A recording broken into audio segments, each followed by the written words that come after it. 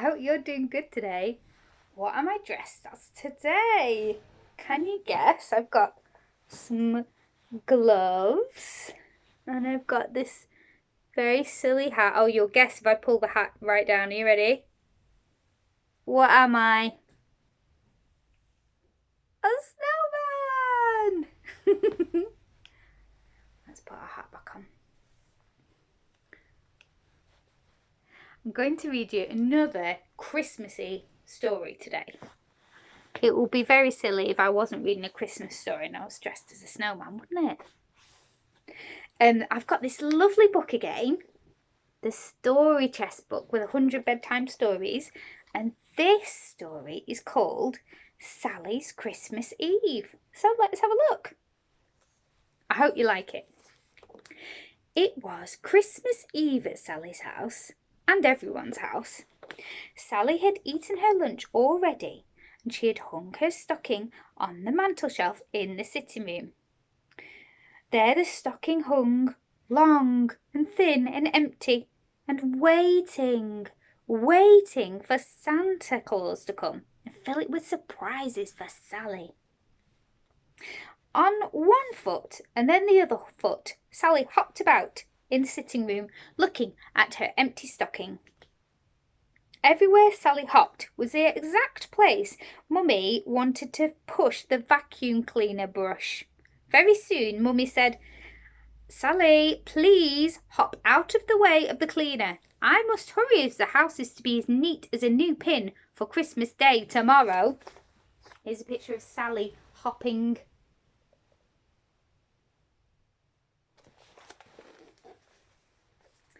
On one foot and then the other foot, Sally hopped right through the house to the laundry.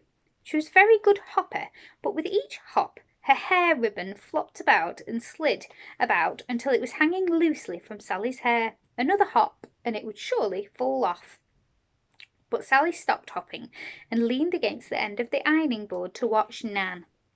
Nan at once stopped ironing to say, "Please, Sally, don't stand so close to the iron. This is your best dress and I'm ironing it, and there mustn't be a crease left in it. You must look your best for Christmas Day." Then Nan tied Sally's hair ribbon into a new firm bow and she said, "You always look your best when your hair is neat and tidy." Sally's hair ribbons were always slipping off. At least 4 times each day, someone tied a new bow for Sally so that her hair didn't untidy itself about her eyes. Ooh, like mine. Perhaps Sally hopped too much. She hadn't learned to hop properly for so very long. Now she was tired of it, so she skipped one leg and then the other leg all the way to the dining room. The door was shut. Sally could just reach the door handle, but she couldn't turn it to open the door. She banged on it and called through the keyhole, "Let me in! Let me in, Margaret!" "You can't come in, Sal," Margaret shouted. "I'm wrapping Christmas presents for everyone. Go away, Sally. You can't come in."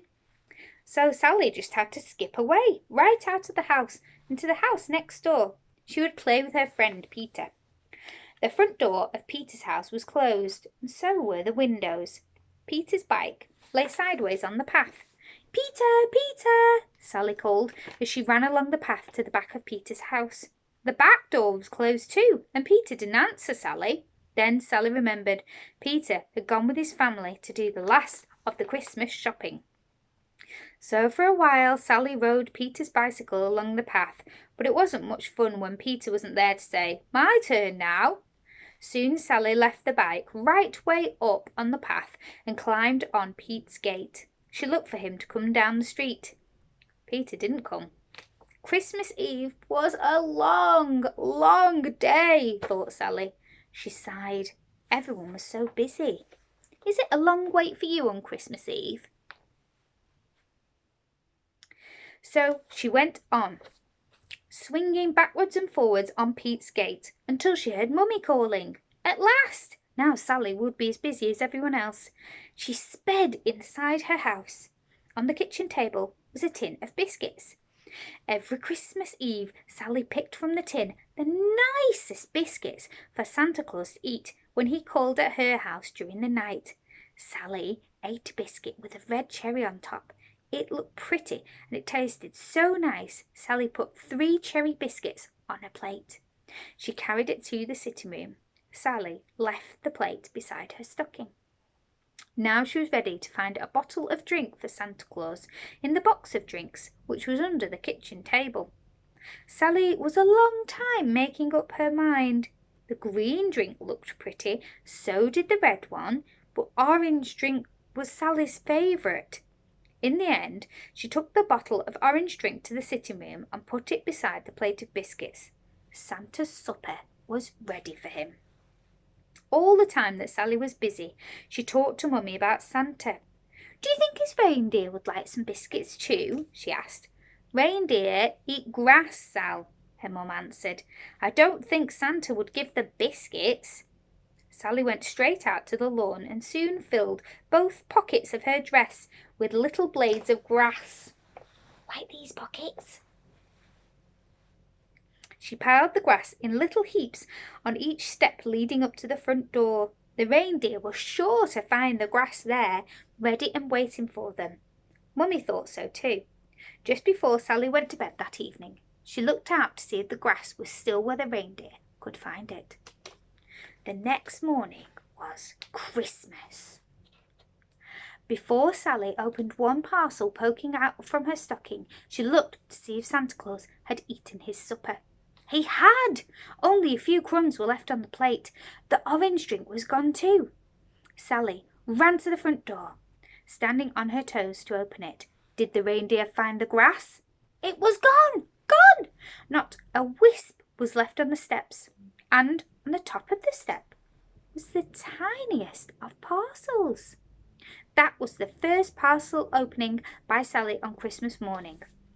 A red ribbon as lovely as Santa's own coat tumbled out. Lovely, a beautiful ribbon. Let's have a look at Sally opening the present. There she is.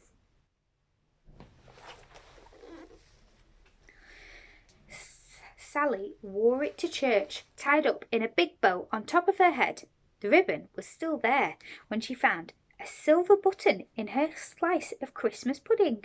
At tea time, the ribbon was under the purple crown as Sally had found inside her bonbon. Not once all Christmas Day did Sally's special ribbon come undone, and it was still in place when Sally went to bed that night. But then, it was a very special ribbon. It was a present for Sally, who had thought to be kind to Santa's reindeer.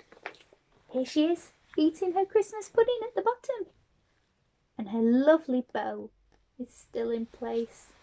What a special present to get. Oh, I hope you enjoyed that story called Sally's Christmas Eve. Have a lovely day.